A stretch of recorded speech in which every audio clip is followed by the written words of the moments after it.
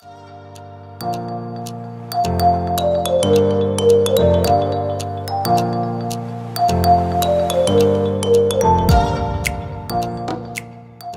hello, school counselors and school counselors to be. Thank you guys so much for coming to my channel, The Inspiring School Counselor.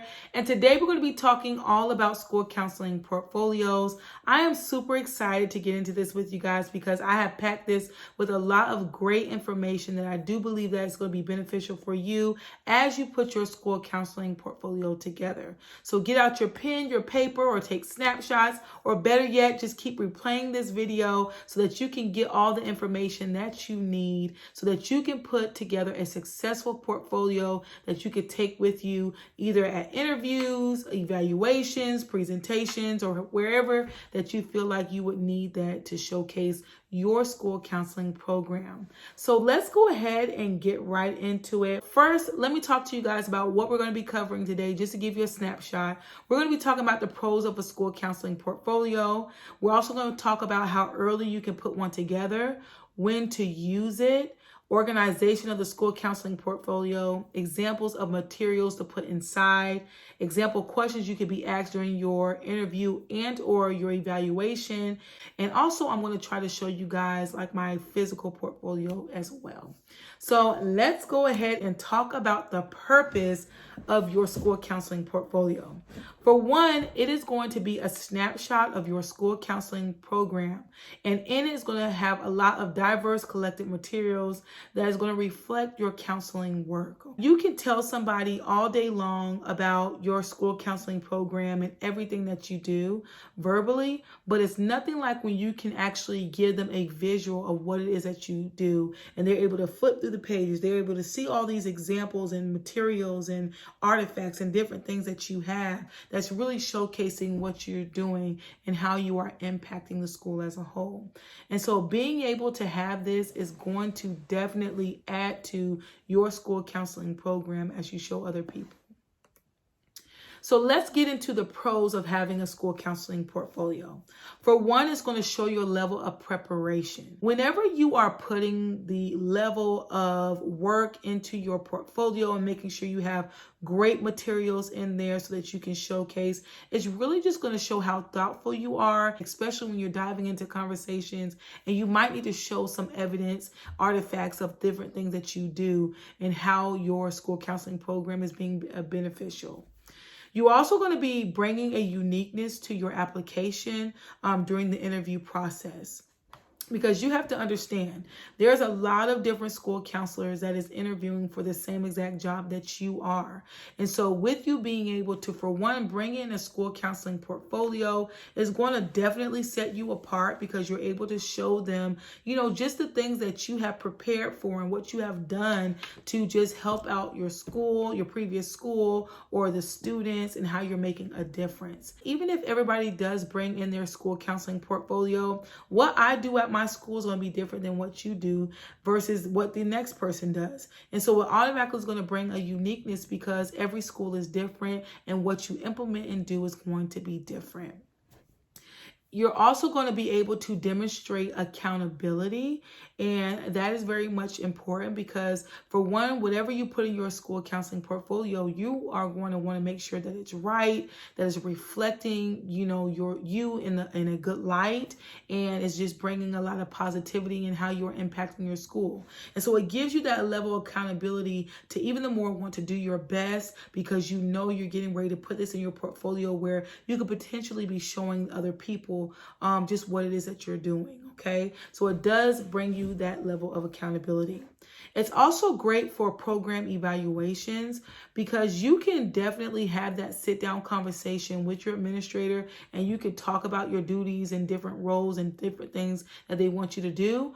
But at the end of the day, you guys, your administrator has a lot of things that's on their mind, from teachers to students to grades to, you know, worrying about achievement gaps and different things like that. And so they're not going to have everything that you do in the forefront of their mind. And so by by you providing your school counseling portfolio during your evaluation process, then you're able to give them a visual. You're able to just kind of remind them of your role and just different things that they have you doing and that you are and how you are impacting the school and the students. Okay. So that is something that it will do, as well as it's going to show your level of growth. This is very important. There has been plenty of times where I have went back into my school counseling portfolio from when I first started as a school counselor until now, and I do see very much my level of growth and the different things that I am implementing. And especially if you're one that sends out like surveys to your teachers or your parents that you want them to kind of just survey your school counseling program, and when you're able to see the change as you are seeing those out and you're getting them back, that is great. And so you know what to change, you know what to not change, you know what to keep, all that good stuff like that. So you're probably wondering, how early can I put a school counseling portfolio together? Well, good news, especially for you school counselors to be that is still in graduate school, you can start now, okay? While you're in graduate school, you can start putting your school counseling portfolio together. And so when you're doing it in graduate school, you're going to be looking at different projects that you do. So for instance, when I was in graduate school, one of the projects that I did was I came up with a small group where it was going to help teen girls with self-esteem. That is something that I could put in my school counseling portfolio to show them, hey, this is a group that I have formed, and this is the evidence that's behind this group. And so that is something great that you can showcase, as well as there's going to be other things that you're going to be able to put in there as well. You can also put like lessons in there, and I'm not talking about the lessons that your professors are teaching you. There was actually a class that I took that was called orientation, but for you it might be called different. But I had to basically go to a school, I had to observe a class, and I also had to come up with a lesson to teach that class. And so that very lesson that I came up with, which I think I did mine on like teamwork, I was able to make that out. And I presented my lesson. It was good. I got a good grade on it. And so guess what? That is something that I put in my school counseling portfolio, because whenever it is that I am fresh out of graduate school and I'm trying to look for that job, I'm able to show them, hey, I do know how to put together lessons. Okay, so that's important as well. You can also highlight like internships, because during internships, you're going to be doing individual counseling, small group. If you're in a high school setting, you're going to be working with scheduling, hopefully. And that's going to be very beneficial, especially when you're coming right out of college and you're applying for a high school counselor position. You can show them that, hey, look, I know how to do scheduling. This is something that I've done during my internship.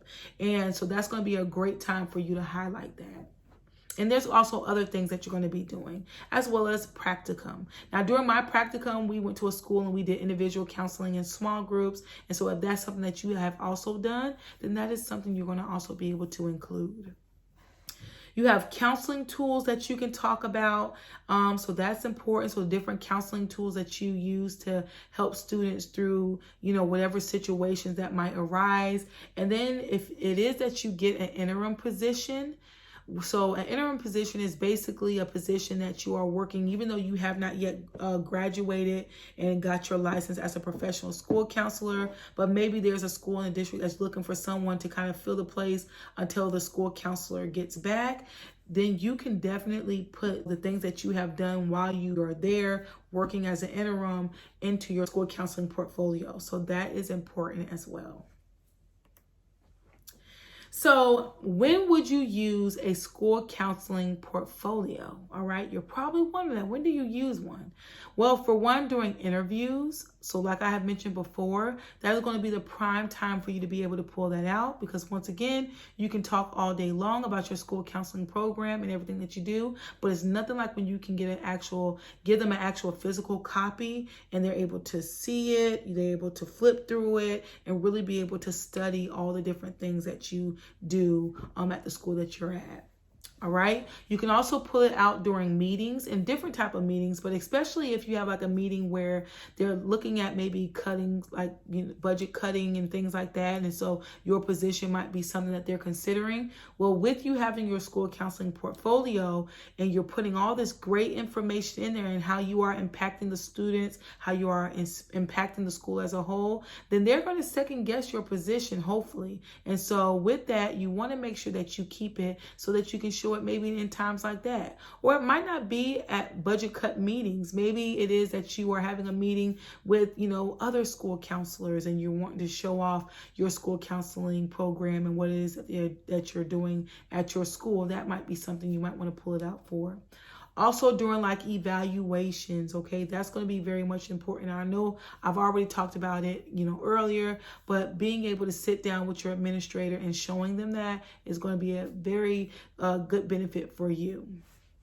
You can also pull it out during presentations. Maybe you were invited to a college, where you are talking to other school counselors to be, and you can pull that out during that time. Or maybe you're doing a presentation to your teachers and then you want to just pass around your school counseling portfolio so that they can see the different things that you've done. Maybe you want to show the new teachers. I'm not sure, but those are ways that you can, utilize to pull your school counseling portfolio out. You can show interns if it is that you have an intern that's under you. But one of the biggest things is you can always refer back to it to refresh your memory on the things that you have done in the past. I have done that plenty of times, especially when I have like career day, safety day coming up, and it's like I forget some of the things I might have done. I can easily just go back to my portfolio, look, oh man, this is what I did, and implement it again. So those are great reasons why you would pull out your portfolio. So now let's start getting into how it is that you want to put your portfolio together, meaning do you want to do a digital portfolio or do you want to do a physical portfolio? And there's pros and cons to both of them. So when you're looking at doing a digital portfolio, you're going to be utilizing things maybe like a flash drive to put your material on, or maybe you want to keep it like on the web. So maybe you want to use Google Drive or Dropbox. And I'm sure that there's plenty more things that you can utilize, but that is something that you can keep in mind, okay? And there's pros and cons to using a digital portfolio. For one, the pros is that if it is that you are like keeping it on like Google Drive, it's always online. You can always pull it up. So, and you don't have to worry about forgetting it or anything like that. But the con would be if it is that maybe something's going on with the internet connection, then you won't be able to show it. So that's something to keep in mind. Now let's getting into the physical portfolio. That's going to be dealing more with like binders and file folders to keep your material in and things like that. And so there is benefits that can come with keeping a physical portfolio. You'll have it with you. It's tangible. You can actually touch it, go through the pages. But at the same time, the con can be you can easily leave that wherever thinking that you have it until you get to the interview and you realize you don't have it. So there's pros and cons to both of them.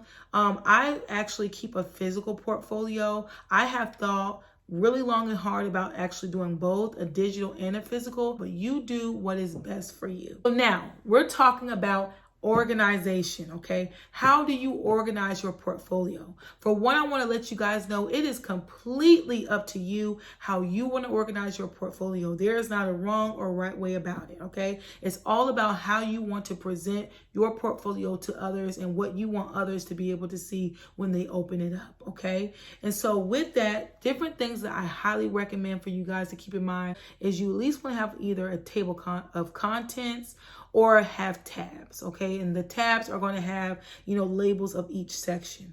All right. And so with that, you just have to think about how do you want to label your tabs and what order do you want to put it in? Okay.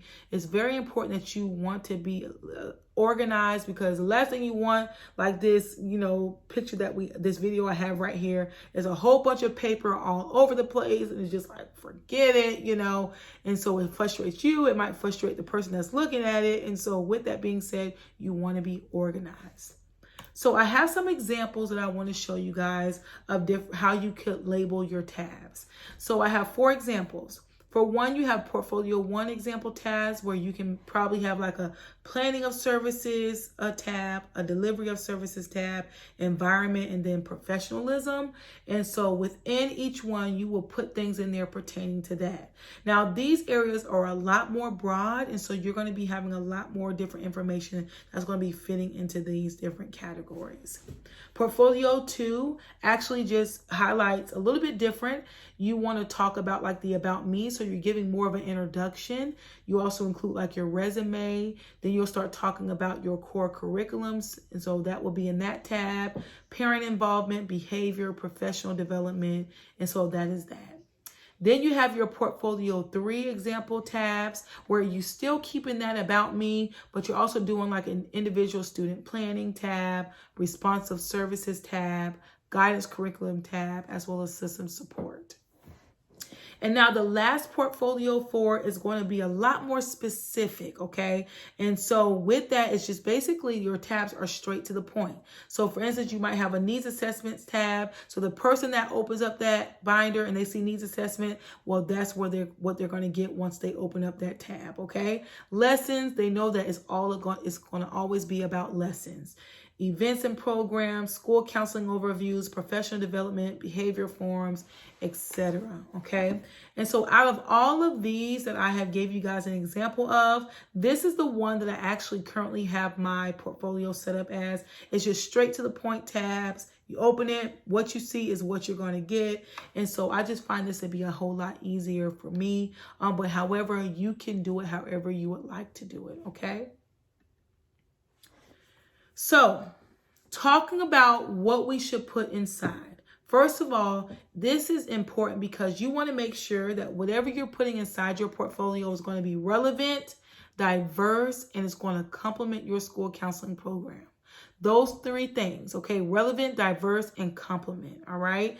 You do not want to put anything in there that's going to make, shine like a negative light on your school counseling program. So for instance, if it is that you sent out a survey to your teachers and you got the survey back and they gave you bad scores, you probably don't want to put that in your school counseling portfolio unless you send out another survey, which is the same one, but now you're getting back an updated, answers of what their thoughts are. And it's different because now you have shown a level of growth. Then you might want to put it in there if you're going to show that level of growth. But you really don't want to put anything negative in there. You want to complement your school counseling program. And so once again, those 3 things, you want to make sure it's relevant, diverse, and it complements. Okay, those 3 things. So now we're going to be diving into the materials that you're going to be putting inside of there. Okay, you guys, I have a lot of great information and great examples, and I actually didn't come up with these. I actually have a reference in here that's going to come up a little bit later on of where I was able to get all of this great information. And I really wanted to put in the link below where I got all this information. It was actually in this PDF file that I got when I was in graduate school. But you guys, I was Googling it. I can't find it anywhere. So I do apologize for that. But you're at least going to know at least the name of it and some of the authors that was a part of putting that work together. All right, so as we're going for the rest of the video, all of these that you see right here are tabs, okay? So you're going to have an introduction tab we're going to get into.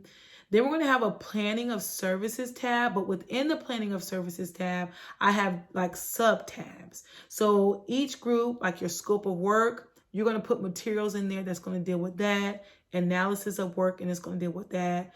Like I got a lot of great detailed things in here for you guys. And so let's go ahead. I'm not going to prolong the time. We're going to first touch on our introduction tab. I think it's important to have an introduction tab, especially if you are sending your portfolio off to those that are interviewing you. You can let them know a little bit about yourself. So you could tell them about you, your name, where you're working, if it's applicable, where you went to school or going to school to earn your degree. So those are great things that you can, put in there. So for an example, I put, hello, my name is Sierra Mills, and thank you for taking the time out to look over my portfolio. I'm currently the elementary school counselor at Johnson Elementary School. I graduated in 2020 with my master's in professional school counseling from Claiborne University. This portfolio outlines that you can give that outline of the portfolio. All right. If you're one that, maybe you are a school counselor to be, you haven't graduated yet, but you're getting ready to graduate, or maybe you have already graduated, but you're looking for that job. So you can kind of switch the wording here. You won't talk about where you have worked at, but you can talk about where you graduated from. Okay. And so that's something that you can highlight.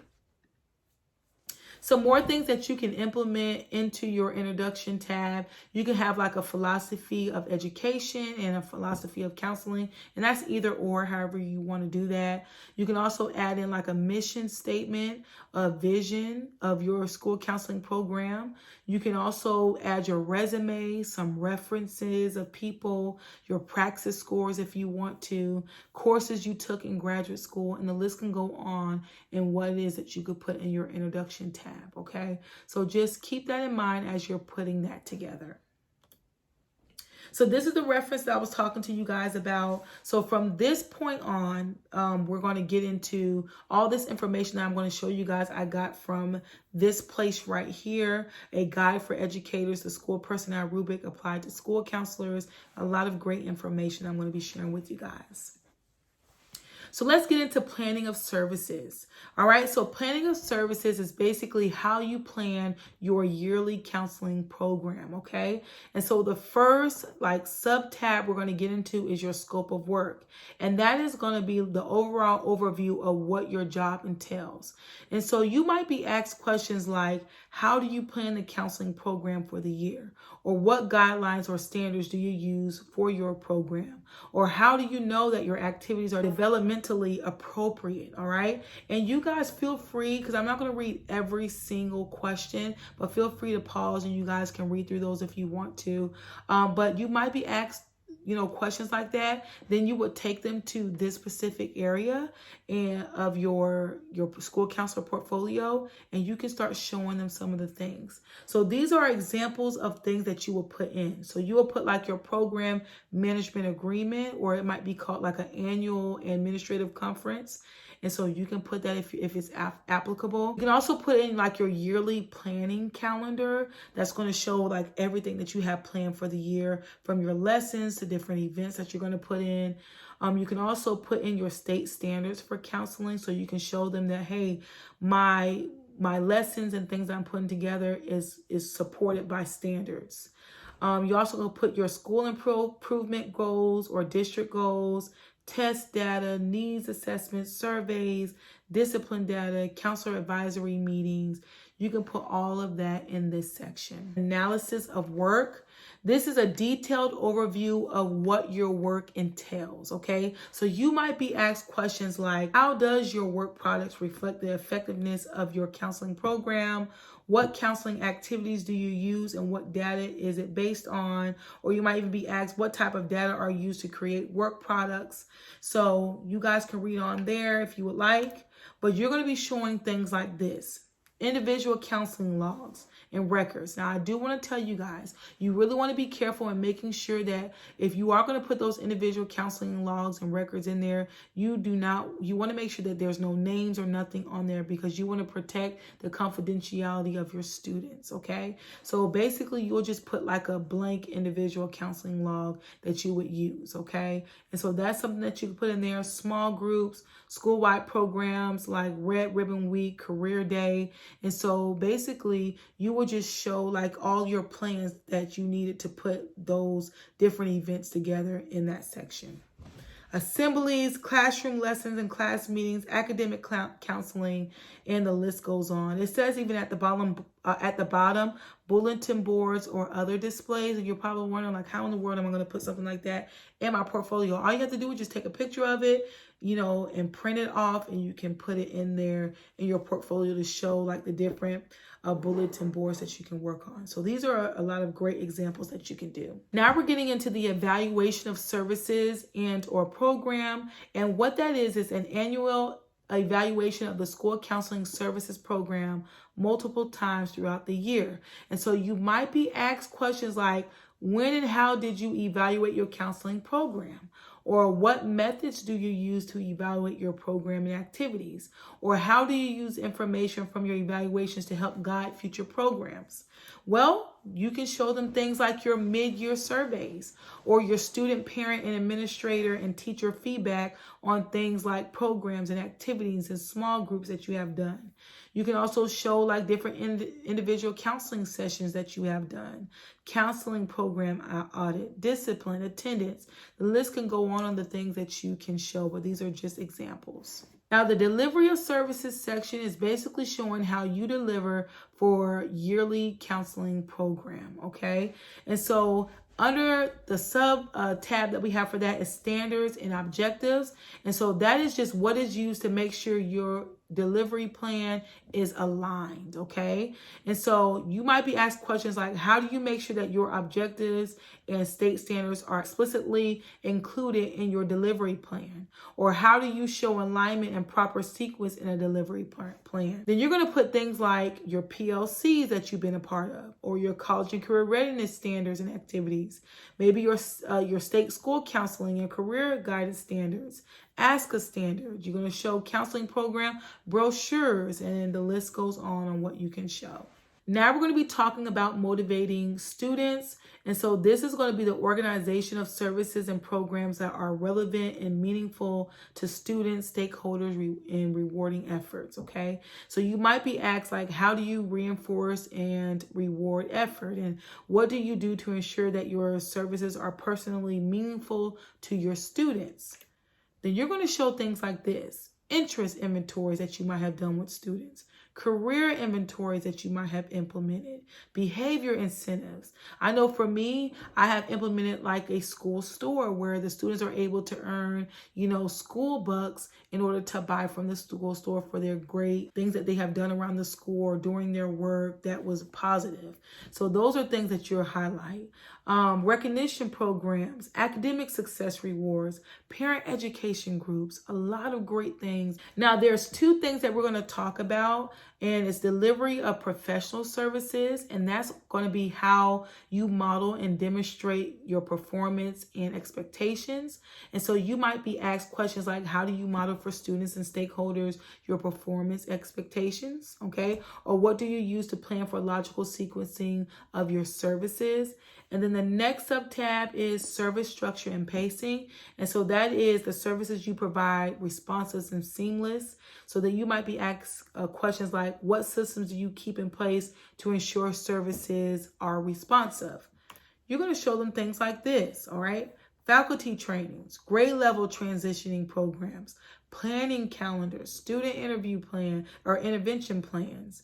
We're going to skip down here to service structure and pacing. So DCS referrals, consultation logs, referral forms, risk assessments. Now let's dive into some activities and materials, okay? So this is how are the activities and materials challenging, supportive, and sustain student attention, elicit, reflecting, and providing technology, etc. So you might be asked questions like, when working with stakeholders, how do you choose or which activities and materials best fit the services you are delivering? You can add things like reflection sheets, newsletters, assemblies, community services activities, student-made character education materials. So now we're in the communication aspect. And so this is purposeful and coherent, well-balanced mixed communication methods and leading to further inquiry and self-directed learning.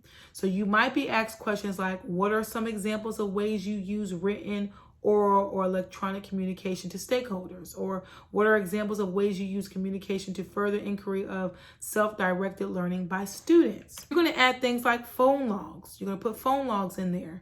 Counseling services brochures, school newspapers, faculty trainings, assemblies, bulletin boards, intercom communications, school messenger. So, and I do want to say this, a lot of these things that you're going to see as we're getting even the more into it is that there's a lot of things that's going to be repeated. So a lot of these things that you do, you can put in different sections of your portfolio. Now let's talk about consultation. Consultations are meeting the needs of students and stakeholders and using the feedback to monitor and adjust program services, okay? So That's going to be questions like, what is your system of consultation with stakeholders? Or how do you determine if it meets the needs of your stakeholders and students? You're going to have things like this in this section. So still phone logs, newsletters, hard copies of emails, PLCs, intervention plans, progress monitoring, behavior contracts. And let me tell you, I actually do have hard copies of my emails that I printed off and I put in my school counselor portfolio. For developing educational plans for students, you're going to be talking about consults, analyzing, and contributes to individual student educational plans. So you might be asked questions like, how do you contribute short-term and long-term plans for individual students? Or what data do you use to make recommendations for student educational plans? We're going to show them things like this. You might show a 4-year plan or graduation planning, program involvement, ACT tests, student intervention meeting logs, acquisition, maintenance of student files, job shadowing, internships. Now we're into the professional content knowledge. So having knowledge of all the programs and services you deliver, as well as implementing different professional strategies to grow your program and services. So what are the various strategies you use to enhance the program service delivery, okay? How do you stay knowledgeable about best practices regarding the delivery of counseling services? Well, you're going to show things like an advanced degree, licensures or certificates, parent lending library, student teacher handbook, proof of membership in professional organizations, okay? So those are things that you're going to implement in that area. Now we're talking about the knowledge of students. So this is to understand individual student needs and incorporate student interests and cultural heritage. So you might be asked questions like, how do you currently practice and show an understanding of individual student needs? Okay. You're going to be able to show them things like this in your portfolio. So you're going to put needs assessments and surveys, action plans to address targeted areas of concern, community resource liaisons, individual counseling logs. So now we have the organization of services. So that is going to be your services are developed, defined, and comprehensive. All right. So you might be asked questions like, how do you organize your delivery of counseling services? What student school data do you use to determine other organization of services and programs? How do you evaluate the organization of your services? I'm going to put things in there like your school improvement plan, self-assessment, consultation notes regarding evaluation and refinement of programs, parent newsletters, brochures, student handbooks, advisory committee if you have one of those. And so you're going to showcase those type of things for that section. Now we're getting into problem solving. And so this is implementing activities that is impacting school data, okay? So you might be asked questions like, what specific measures are you using to know that your activities and programs are successful? Or how are your program goals aligned to moving the following data in a positive direction, like discipline referrals, attendance, student achievement, graduation, promotion rates. So you're going to be putting things in there like discipline referrals that you have help with, and not saying that you're the one that's giving the discipline, but maybe you're putting in counseling interventions to help out with students making better decisions. Student intervention meetings, identification of a at-risk student, homebound liaison activities, character education initiatives, those things that you will put in that section. And this is just a continuance of going on with problem solving and things that you can put in there. So like school transition activities, parent lending library, parent newsletter regarding bullying prevention programs, and those things. Expectations. So set high expectations for students and have opportunities where students and stakeholders can be successful. So how do you communicate academic and behavior expectations to your students, your parents, and your faculty? Or how do students, parents, and faculty assess services? Things like this in your school counseling portfolio that will show that. Phone logs, emails, behavior contracts, counseling referral process and forms, behavior intervention planning, parent lending libraries. Those are things that you can put in there. And this is also a continued list. Websites, consultation with teachers and administrators, class selection are for higher rigor, differentiated instruction, all of that great stuff. Now we're getting into managing student behavior. So clear rules for behavior are set. Different techniques are used to maintain appropriate behavior. Students are behaved and on task. And so you might be asked questions like, how do you communicate rules for student behavior? Or what behavior modification techniques do you use when dealing with students individually or in small groups or in a classroom setting? You're going to be able to show them things like this. All right, student handbook, you can put that in there, right? Student behavior supervision, extracurricular activities, behavior contracts, safe schools initiative, bully prevention programs that you have done, peer mediation, all right? Work with student ambassadors, school-wide program management, okay? This is some great stuff that you can add in there. We're talking environment. So this is workspace, is welcoming, organized, and understandable. Resources are easily accessible and workspace promotes individual and small group participation. So you might be asked questions like, what techniques do you use to promote accessibility to your services? Or what organizational techniques do you employ to structure your services? You're going to put things like this. So you're going to show different displays that you have up. Brochures. You might want to take pictures of these things so that you can put in your portfolio. Class meetings, use of technology, open house, transitions, means that you might have had. Individual office suite or a classroom, the organization of that. So those are things that you can highlight in your portfolio. We're talking about respectful culture. So counselors is caring and respect to others. Student stakeholders exhibit caring and respectful to others. Counselors is receptive to the interests and opinions of all students and stakeholders. And so you might have questions like, what evidence can you provide that your interactions with stakeholders are respectful? Or how do you incorporate the interests and opinion of stakeholders into your programs? Then you're going to show things once again like this, different phone calls that you might have had to make, or newsletters that you might have sent out, school newspapers, student intervention meetings, work with diverse groups, appropriate and timely follow through. And so those are going to be important for that. So we are finally at the end. I hope that this was able to really help you guys. If you guys have any questions for me, you guys know, email me at theinspiringschoolcounselor@gmail.com and I will get with you as soon as I can. If you have anything that you guys would like to add to this, you can put it down in the comments below, because not only would I like to read it, but I know others would like to read it as well. I thank you guys so much for your time. If you guys have not subscribed, make sure you subscribe and make sure you hit that notification bell so that you can be notified every time I upload a video. I'll see you guys next time. Bye.